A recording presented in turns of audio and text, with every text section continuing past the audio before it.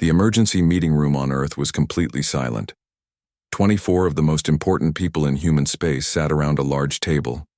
They had been called together within hours of receiving news about the attack on Haven Base. General Cho, Sungmin, stood at the head of the table. He was a tall man with gray hair and serious eyes. He had been Earth's top military commander for 15 years, but nobody had ever seen him look as grim as he did now. "Ladies and gentlemen, General," Cho began, "the Valyrian Empire has declared war on humanity. They destroyed Haven Base and killed 15,000 innocent civilians. They believe we are a violent species that must be eliminated." Dr. Lim Jae-won raised his hand. He was a thin man who studied military history and strategy. "General, do we know why they think we're violent? Intelligence reports suggest they intercepted our entertainment broadcasts. They think our movies, video games, and sports are real documents of our society." Several people around the table shook their heads in disbelief. "Sir," said Lieutenant Colonel Han So-young, "what are our orders?" General Cho looked around the room slowly. "It's time to drop the act." Major Bae Hyun-soo looked confused. "What act, sir?" General Cho pressed a button on the table. The lights dimmed and a holographic display appeared in the center of the room. It showed a map of human space with hundreds of colonies, trading posts, and research stations. For the past 300 years, humanity has been playing a very careful game. We let other species think we were harmless traders and explorers. We built our reputation as peaceful, boring people who were good at fixing things and making deals. The hologram changed to show detailed images of various human settlements, but every single human colony, every trading post, every research station, and every ship has been designed with one primary purpose: to fight a war exactly like this one. Dr. Lim Jae-won leaned forward. "You mean we've been preparing for an invasion this whole time?"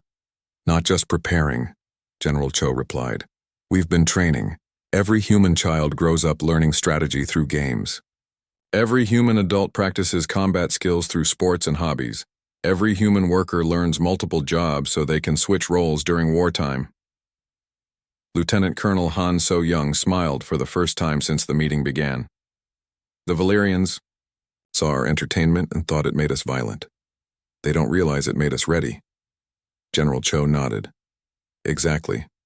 While other species forgot how to fight because they lived in peace, we remembered. We kept our edge sharp." Major Bae Hyun-soo stood up.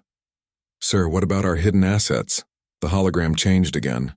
Now it showed what looked like ordinary cargo ships, mining vessels, and passenger transports. But as they watched, each ship transformed to reveal hidden weapons and armor. Every human ship in space has a secondary configuration.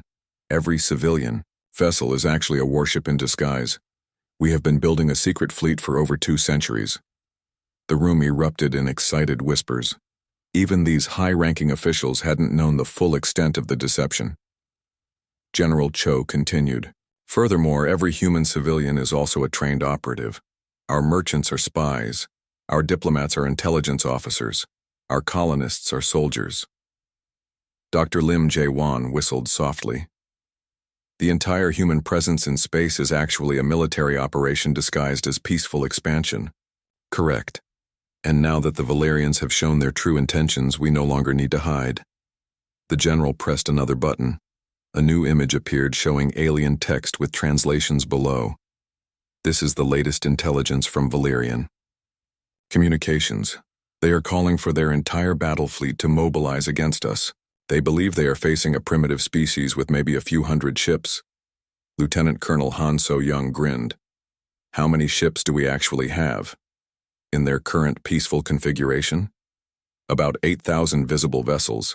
In their true military configuration? Over 50,000 combat-ready warships plus support vessels." The room fell silent again as the implication sank in. Major Bae Hyun-soo asked the obvious question. "When do we reveal ourselves?" General Cho looked at his watch. "The transformation began 12 hours ago when Admiral Kim Tae-woo sent the authorization code. By now, every human ship in space should be converting to its true configuration." The hologram. They could see reports coming in from across human space. Cargo ships were growing weapon pods. Research stations were deploying defense systems. Mining operations were revealing that they had been building military equipment all along. The Valerians just attacked a convoy of human merchants near the Centauri system. General Cho reported as new data appeared. The convoy consisted of 12 cargo vessels. What happened? Dr. Lim Jae-won asked. The cargo vessels transformed into heavy cruisers and destroyed the entire Valerian attack force. The aliens sent a confused message asking why the cargo ships had weapons. Lieutenant Colonel Han So-young laughed. They're about to get a lot more confused. General Cho activated another display showing the current position of Valerian forces. Intelligence suggests they're sending their third battle group to attack our colony on New Sol. The third battle group consists of approximately 300 warships. What are we sending to defend New Sol? Major Bae Hyun-soo asked. New Sol doesn't need defending, General Cho replied with a slight smile. New Sol is defending itself. The hologram showed the colony world of New Sol. What appeared to be a peaceful farming community was rapidly transforming. Barns became missile silos. Tractors became mobile artillery. The farmers themselves were putting on military uniforms. Every human colony has been built as a fortress from the beginning. The Valerians think they're attacking defenseless settlements. They're actually attacking military bases that have been preparing for this moment for decades. Dr. Lim Jae-won shook, his head in amazement. This is incredible. How did we keep it secret for so long? Because we made ourselves look boring, Lieutenant Colonel Han So-young answered. Nobody pays attention to boring people doing boring jobs. Meanwhile, we were planning for the day someone would try to wipe us out. General Cho brought up one final display. It showed the entire galaxy with human territories marked in blue and Valerian territories marked in red. The Valerian Empire controls 200 star systems and has a reputation as the most powerful military force in the galaxy. They have conquered dozens of species and never lost a major battle. And now they're fighting us, Major Bae Hyun-soo said. Now they're fighting us, General Cho confirmed. But they don't know they're fighting us yet. They think they're exterminating helpless civilians. The general looked around the room one more time. Ladies and gentlemen, humanity has spent 3 centuries preparing for this war. We have trained our people, positioned our forces, and perfected our technology. The enemy has given us the perfect excuse to stop pretending to be harmless. Lieutenant, Colonel Han So-young stood up. What are your orders, sir? General Cho's expression became hard as steel. Send a message to every human commander in space. The masquerade is over. It's time to show the galaxy what we really are. As the meeting ended and the commanders prepared to leave, Dr. Lim Jae-won had one last question. General, do you think the Valerians will surrender when they realize their mistake? General Cho considered this for a moment. Doctor, the Valerians killed 15,000 innocent people because they didn't understand our movies. I don't think they're smart enough to surrender when they see our real military.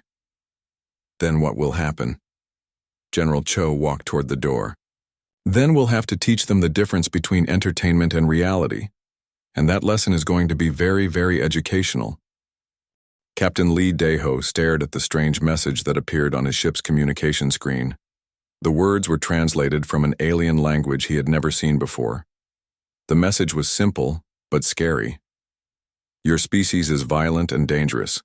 Submit to us or we will destroy you all. Lee scratched his head and looked around the bridge of his ship, the Morning Star. His crew was busy doing their normal work. Some were checking star maps. Others were fixing small problems with the ship's systems. Nobody looked violent or dangerous. They looked like regular people doing their jobs. Dr. Park, can you come look at this? Lee called to the ship's science officer. Dr. Park Min-ae walked over from her station. She was a small woman with kind eyes who spent most of her time studying alien plants and animals. She read the message twice before speaking. This is very strange, Captain. Who sent this message? The computer says it came from something called the Valerian Empire. I never heard of them before. Park looked worried. Neither have I, but if they think we are violent, maybe we should try to talk to them. There might be some misunderstanding. Lee nodded.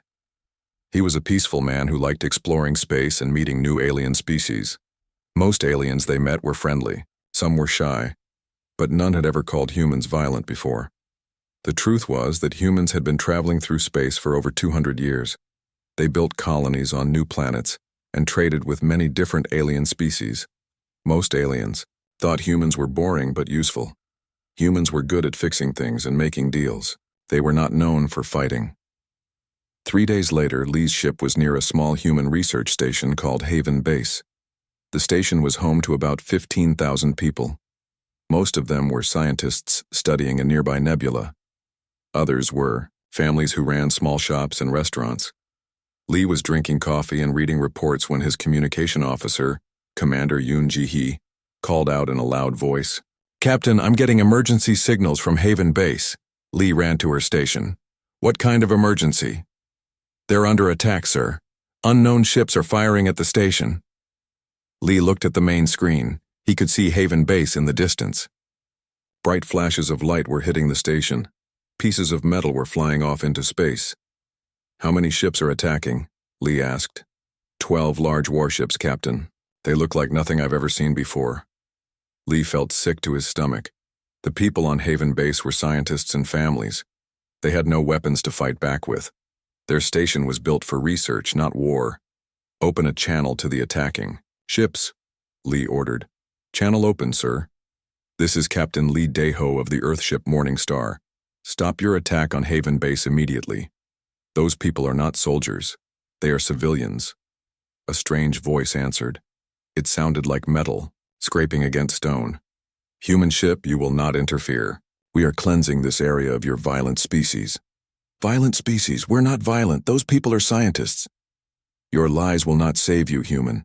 We have seen your true nature." Lee watched in horror as the alien ships fired more weapons. At Haven Base, the station's emergency systems were failing. Life support was shutting down. People were dying. "Please, stop this attack. Let me talk to your commander." The alien voice laughed. It was a cold, cruel sound. "There is nothing to discuss. Your species spreads violence wherever you go. We have seen your records. Your entertainment shows war and killing.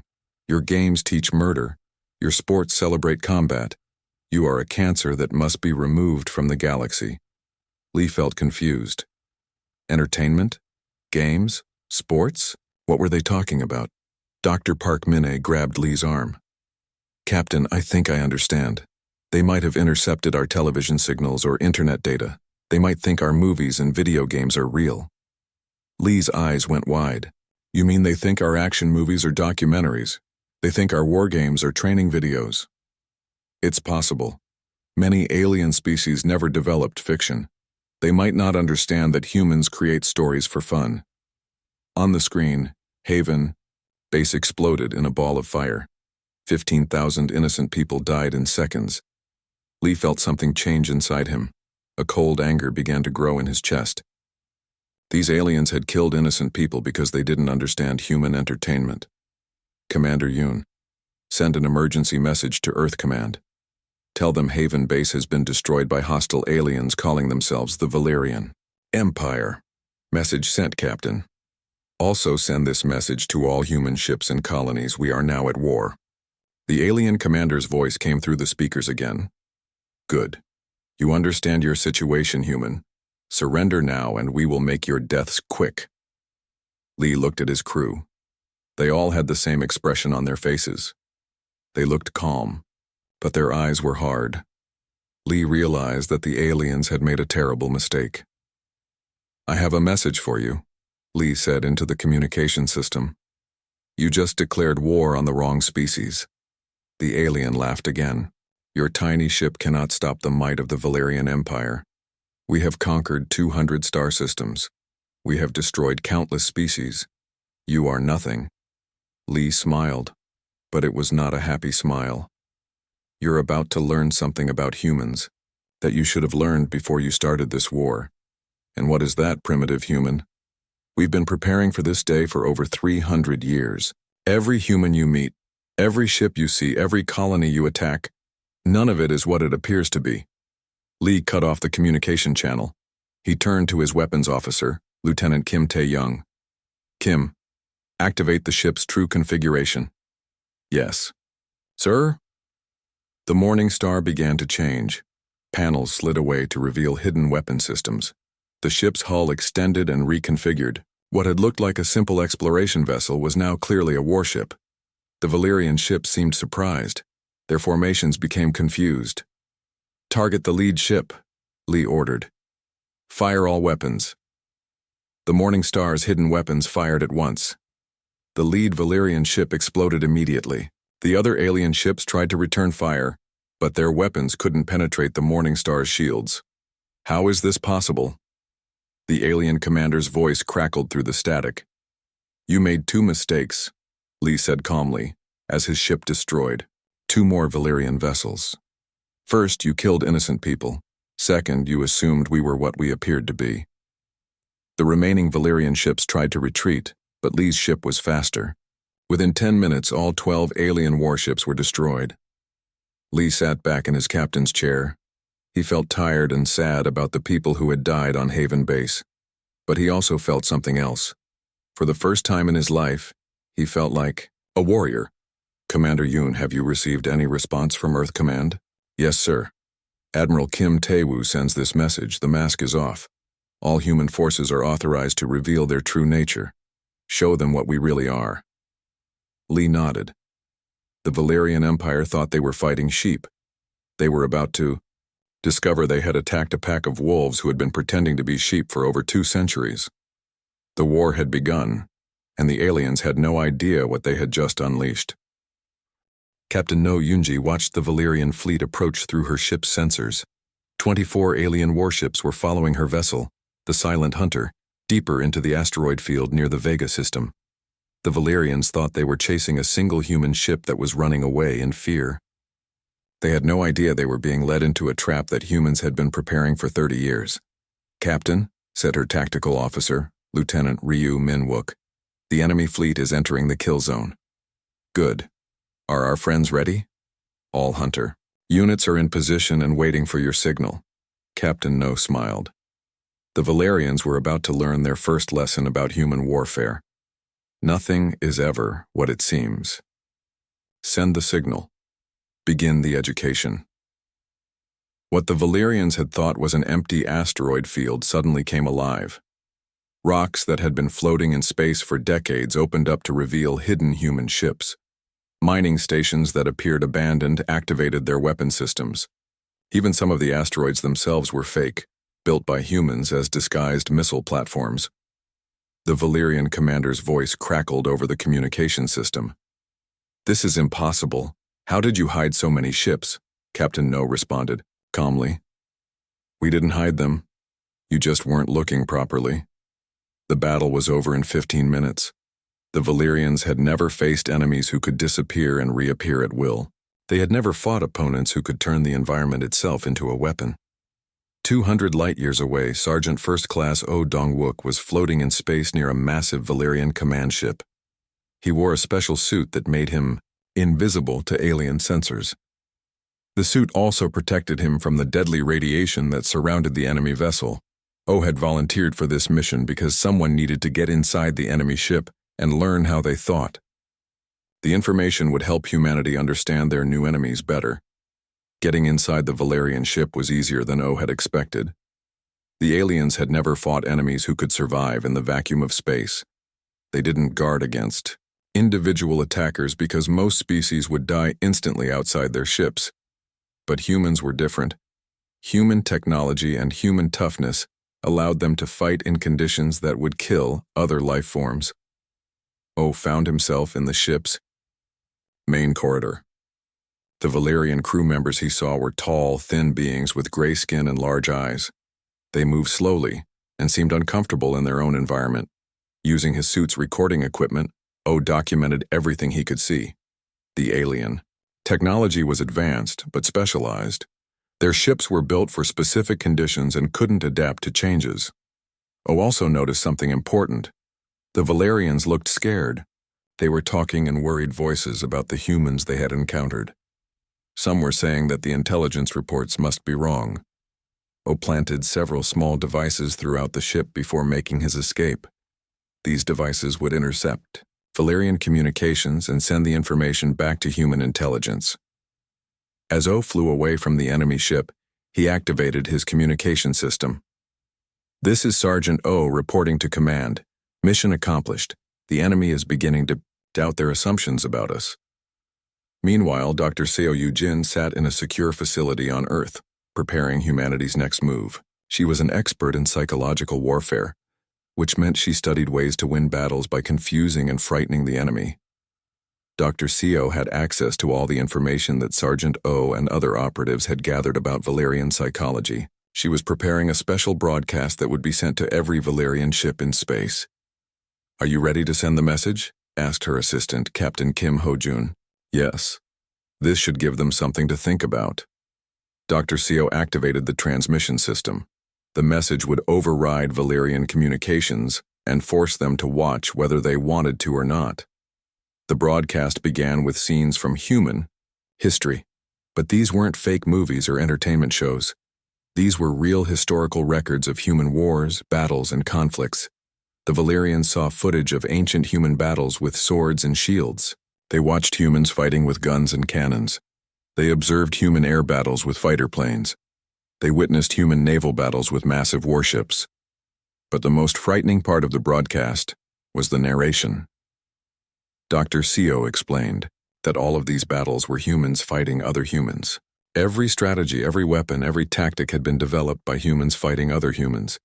"You declared war on us because you thought our entertainment was evidence of violence," Dr. Seo said in the broadcast. "You were wrong. Our entertainment is evidence of creativity. This is evidence of violence." The broadcast showed more historical footage. Humans surviving in frozen wastelands. Humans fighting in burning deserts. Humans adapting to any condition and finding ways to win no matter what. "Every war you see in these records made us stronger," Dr. Seo continued. "Every defeat taught us new lessons. Every victory showed us new possibilities. You are fighting a species that has been at war with itself for thousands of years and learned to excel at it." The final part of the broadcast showed human technology, but not the peaceful technology that other species knew about. This was military technology that had been hidden for centuries, ships that could change their shape during battle, weapons that could adapt to any defense, armor that could repair itself, soldiers who could fight in environments that would kill most other life forms. "We didn't become violent because of our entertainment," Dr. Seo concluded. "We created entertainment to help us remember how to be violent when we needed to be." The broadcast ended with a simple message: "Surrender now, and we will show you mercy. Continue fighting, and we will show you why every species in the galaxy prefers us as friends rather than enemies." Colonel Kwon Minho received reports of the broadcast's effects within hours. Valerian communications showed panic and confusion. Many ships were requesting permission to retreat. Some commanders were demanding to know why their intelligence about humans had been so wrong. But the Valerian Emperor refused to listen to his commander's concerns. He sent a message declaring that his forces would continue the war until all humans were destroyed. Colonel Kwon had expected this response. He activated the second phase of humanity's psychological campaign. Human ships began appearing throughout Valerian space, but they weren't attacking. They were just watching. Valerian sensors would detect a human vessel, but when they sent forces to investigate, the human ship would vanish. Sometimes the human ships would send messages: "We are watching you. We know where you are. We are learning your weaknesses." The effect on Valerian morale was devastating. Their forces were becoming paranoid and jumpy. They were firing at shadows and seeing human ships that weren't there. Colonel Kwon smiled as he read the latest intelligence reports. The Valerians were doing exactly what human psychologists had predicted they would do. They were making mistakes because they were scared. "Sir," said his intelligence officer, Major Song Hee-ran, "we're receiving reports that the Valerian Third Fleet is moving to attack our colony on New Sol." "Perfect. How many ships are they bringing?" 800 warships, sir. It's their largest attack force so far." Colonel Kwon activated his communication system and sent a message to the commander of New Sol's defenses. "Admiral Park, the Valerians are sending their Third Fleet to attack your colony. Are you ready for them?" Admiral Park Won-jung's voice came through the speakers. "We've been ready for 30 years, Colonel. Let them come. How many ships do they think you have?" Our intelligence suggests they believe New Sol is defended by maybe 50 human vessels. Colonel Quan checked his files. And how many ships do you actually have, including all our hidden bases, disguised platforms, and mobile units? About 1,200 combat-ready vessels. And the colonists? Every civilian on New Sol is also a trained soldier. We have 500,000 people ready to fight. Colonel Quan leaned back in his chair. The Valerians thought they were attacking a lightly defended farming colony with overwhelming force. They were actually walking into a trap defended by one of humanity's most powerful fleets and a population of trained warriors. Admiral, you have permission to show the Valerians what a real human military looks like. With pleasure, Colonel.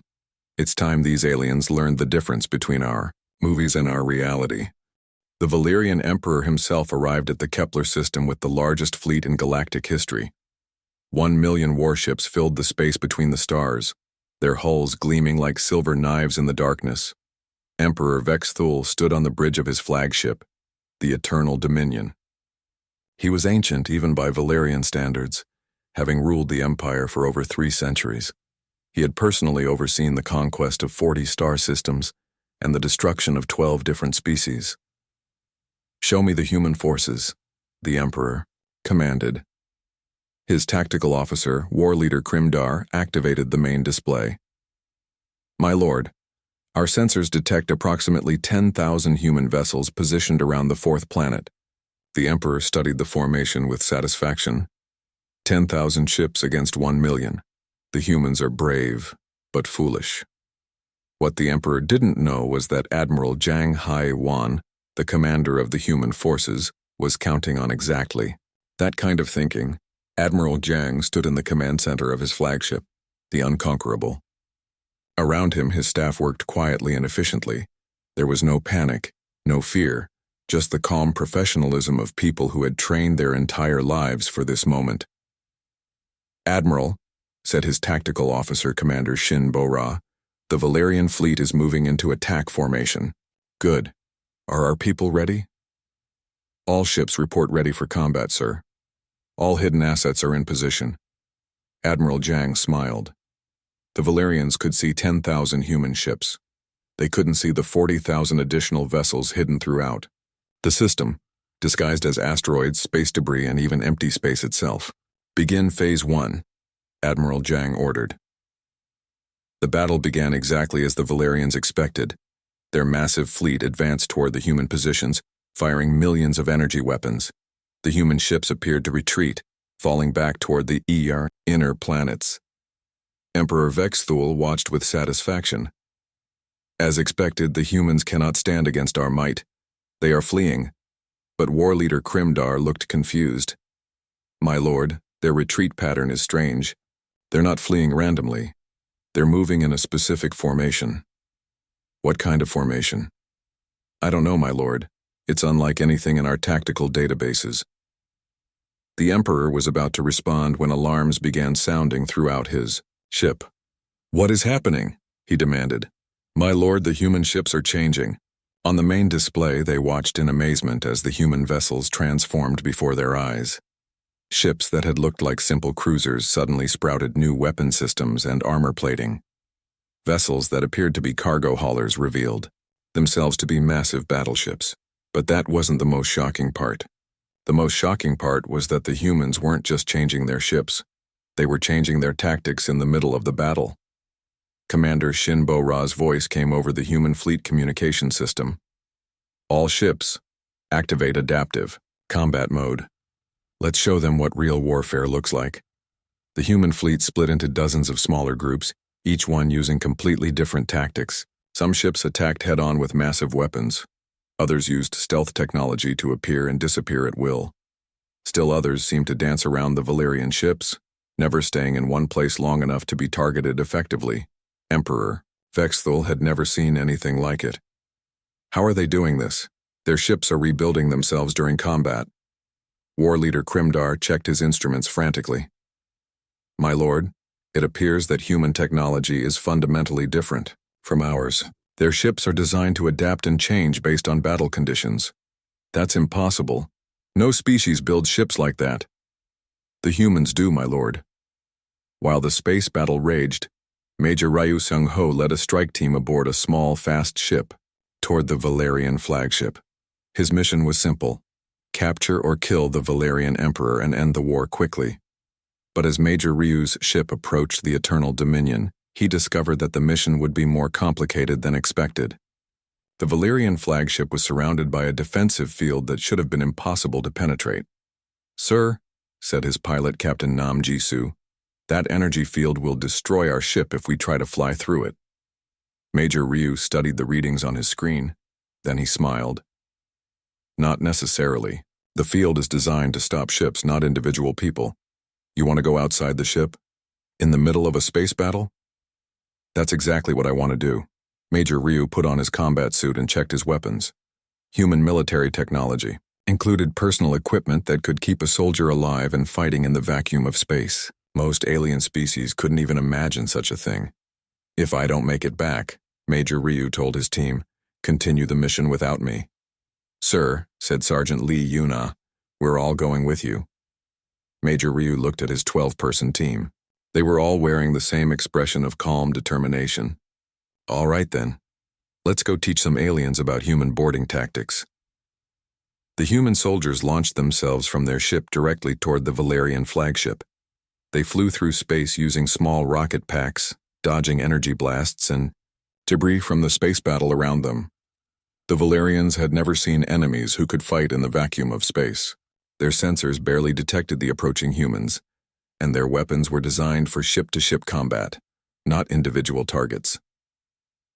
Major Ryu's team reached the hull of the Eternal Dominion and began cutting their way inside. Human cutting. Tools worked faster and more efficiently than anything the Valerians had ever encountered. Once inside the enemy ship, the human soldiers faced their next challenge.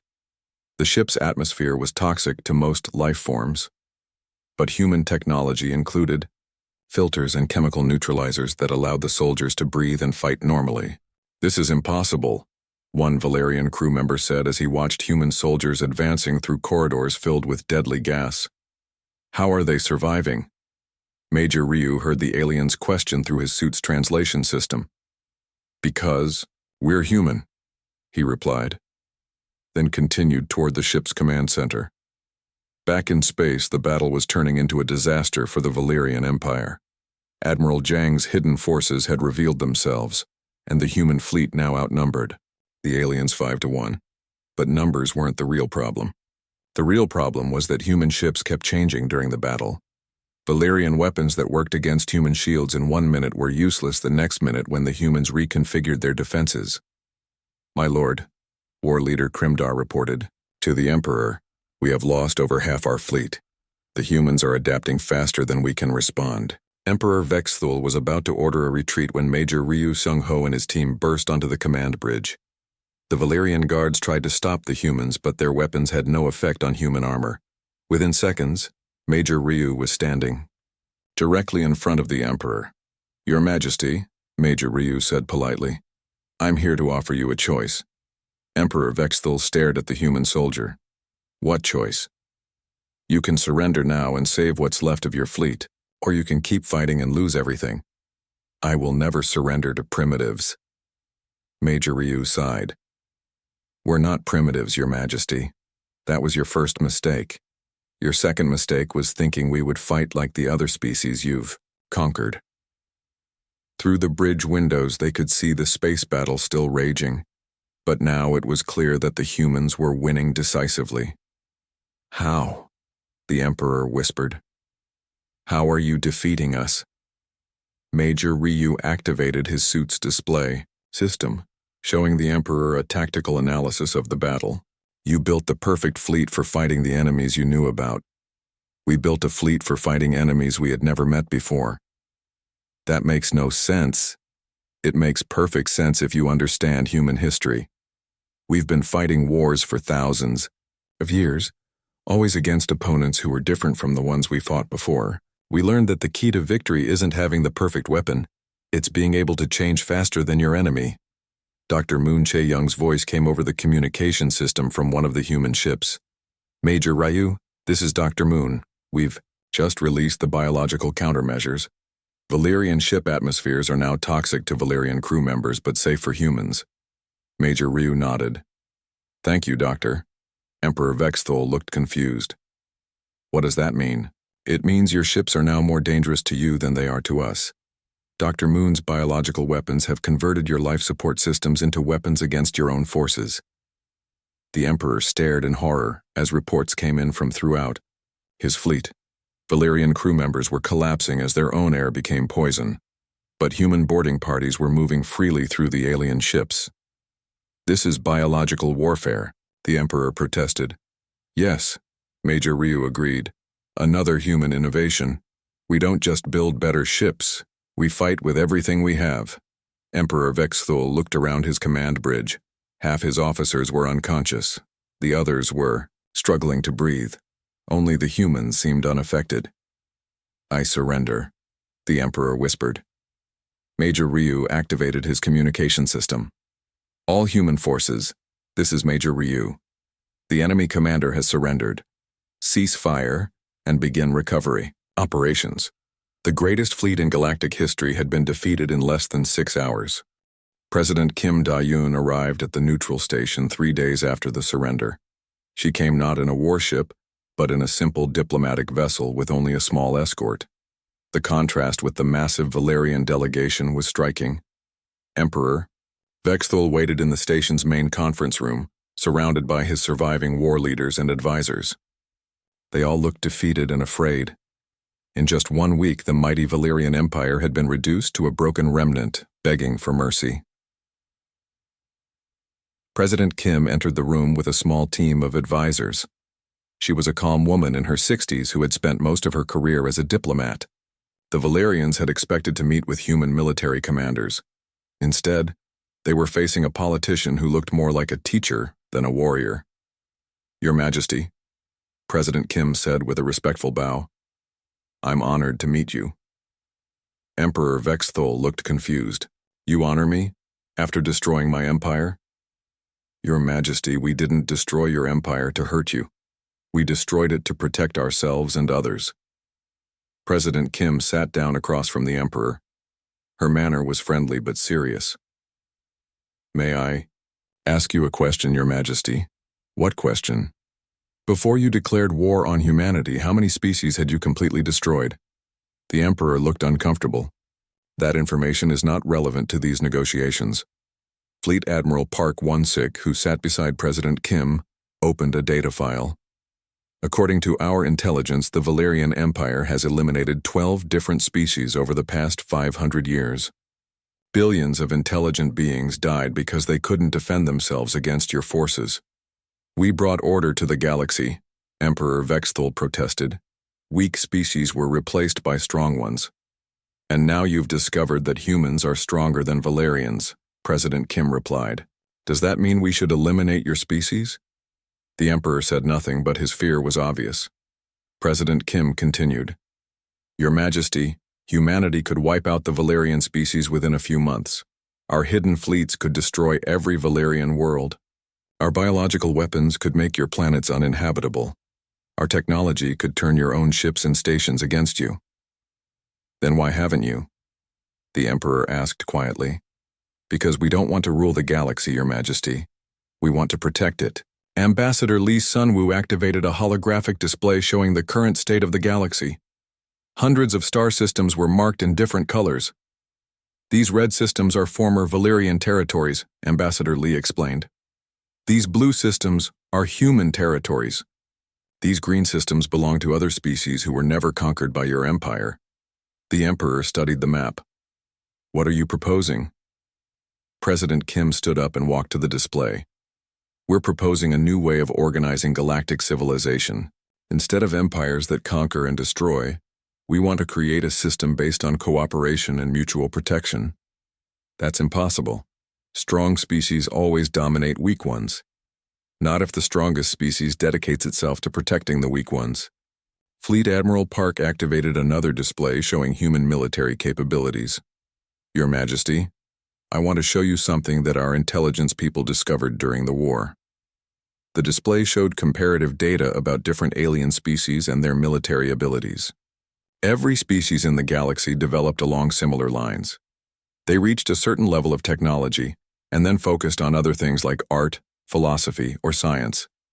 Most alien species stopped developing military technology centuries or even millennia ago. That's correct, the Emperor confirmed. Most species are weak and pathetic. But humans are different, Fleet Admiral Park continued. We never stopped developing military technology. We never stopped training for war. We never stopped preparing for threats. President Kim returned to her seat. The reason we're different, Your Majesty, is because of our history. For thousands of years, humans fought other humans. We had to become very good at warfare to survive. But we also learned something else, Ambassador Lee Sun-woo added. We learned that the best way to avoid wars is to be so strong that nobody wants to fight you. The Emperor looked thoughtful. You became powerful to avoid having to use your power. Exactly. And now we want to use our power to protect species that can't protect themselves. President Kim activated one more display. This one showed a proposed new galactic government structure.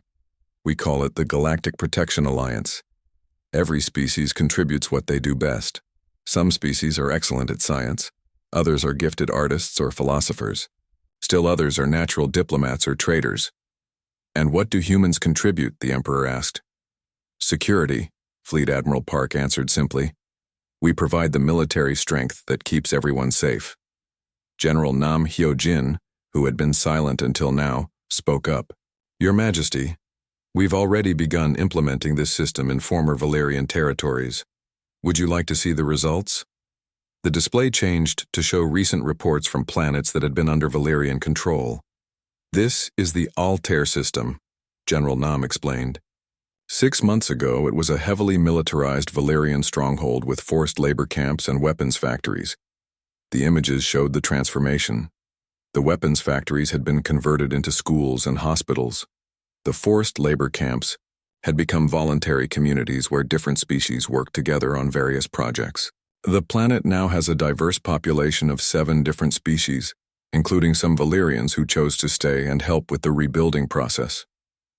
Emperor Vexthul stared at the images. Valerians are working alongside the species they once enslaved? Yes, Your Majesty. It turns out that when species aren't forced to fight each other for survival, they can accomplish amazing things together. President Kim leaned forward. Your Majesty, we have a proposal for you and your people. What kind of proposal? We want to offer the Valerian species a place in the new galactic order, not as rulers but as equals. The Emperor looked suspicious. What would be required? Ambassador Lee Sun-woo handed him a document. First, all Valerian military forces would be disbanded. Second, Valerian technology and knowledge would be shared with other species. Third, Valerian worlds would accept refugees and immigrants from species that your empire displaced. And if we refuse? President Kim's expression became serious. Then humanity will ensure that the Valerian Empire never threatens anyone again. We'll do whatever is necessary to protect the galaxy. Emperor Vexthul read through the proposal carefully. His advisors whispered among themselves, but he ignored them. I have a question, the Emperor said finally. Yes, Your Majesty. Why are you giving us this choice? You could simply impose your will on us. President Kim smiled. Because that's not who we are, Your Majesty. We learned a long time ago that forcing people to do things creates resentment and rebellion. It's much better to give people good reasons to cooperate. And what reason are you giving us? Fleet Admiral Park answered. Survival, Your Majesty. The galaxy is a dangerous place. There are threats out there that we haven't discovered yet. When those threats appear, we'll need every species working together to face them. General Nam Hyo-jin added, Your people have skills and knowledge that could be valuable to the Alliance. Valerian engineering is quite advanced and your species has experience with large-scale organization and logistics. You want us to help you fight future wars? The Emperor asked. We want you to help us prevent future wars, President Kim corrected. The stronger the Alliance becomes, the less likely it is that anyone will be foolish enough to attack it. Emperor Vexthul looked at his advisors one more time, then back at President Kim. I accept your proposal. The Valerian Empire will join your Galactic Protection Alliance. The signing ceremony took place the next day. Representatives from dozens of species attended, including many that had been conquered or threatened by the Valerian Empire.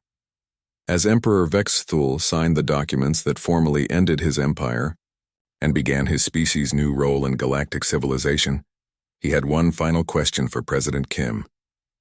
I still don't understand something, he said. Your species is powerful enough to rule the entire galaxy. Why don't you want to? President Kim considered the question carefully before answering. Your Majesty, humans learned something important during our long history of warfare. The hardest battles to win are the ones where you have to fight people who don't want to be ruled by you. It's much easier to protect people who want your protection. So you choose to be guardians instead of conquerors. We choose to be what the galaxy needs us to be. 1 year later, Emperor Vexthul stood before the Galactic Council and delivered a speech that would be remembered for centuries. Fellow beings, he began, 1 year ago the Valerian Empire declared war on humanity. We believed they were a weak, primitive species that posed a threat to galactic civilization. We were wrong about everything. Humans were not weak. They were the strongest military force in galactic history. They were not primitive. They were so advanced that they could disguise their true nature for centuries. And they were not a threat to civilization. They were civilization's greatest protectors. We declared war on humanity, believing them to be sheep. We discovered they were shepherds, and we were merely the first wolves foolish enough to threaten their flock. The Emperor paused and looked directly at President Kim, who sat in the human delegation.